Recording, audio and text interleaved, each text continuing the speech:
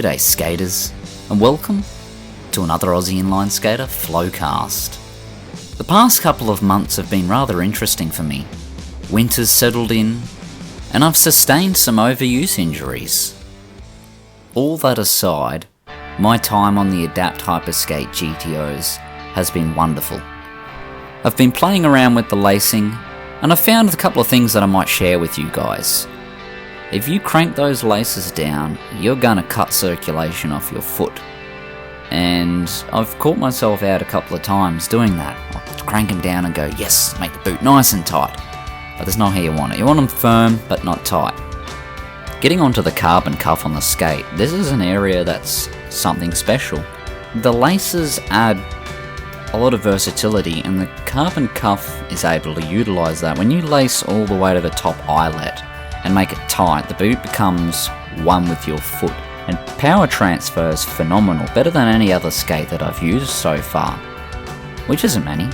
But the versatility of the laces allows you that if you just drop a few eyelets and change the tension of the Velcro strap at the top, you can really gain a lot of ankle mobility. So much so that when I've tried that lacing method, I've gone up to skate and actually been quite uncomfortable because I've had way too much ankle mobility. That freedom of movement was too free for me. So I prefer lacing to the very top eyelets and having not super tight but firm enough that I get a little bit of forward flex, but I've still got a good amount of support for that power transfer. On to something that doesn't really get talked about much when people are reviewing skates, is the foam density and the liner. Now when it comes to, say, wizard skating, they all talk about the Intuition liners, which is a fantastic liner, by the way, based on feedback I've been given from fellow skaters that I skate with that have used that liner. But the liner on the Adapt Hyperskate GTO is like nothing you've ever seen before. It's a material called On Steam. It looks like leather, kind of feels like leather, but is actually a microfiber fabric. Now I've been sweating in these skates constantly for the last 2 months. When I pull them off, I open the tongue up and I let them aerate out, under the recommendations of Peter, one of the owners of Adapt. And boy golly wow, I was just smelling the inside of my boots. I know, kinda weird.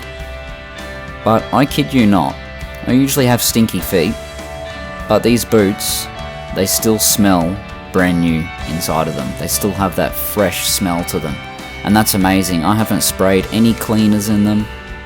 All I've done throughout my use over the last 2 months is when I've taken them off, I've opened the tongue up a bit and let them air dry. I can't say the same for previous skates that I've used. Doing the same method, the skates would eventually develop an odour that I was able to keep under control with an aerosol disinfectant spray. The foam on them is denser than other skates that I've used, but I see this as a positive. It allows a little bit more response from the boot. It does have some sort of a memory foam in it, but it's still incredibly comfortable and really adapts to your foot over time. If you enjoyed this video, be sure to smash that like button.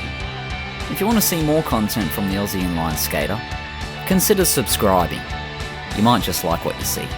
Till next time, stay sharp, get good, and have fun.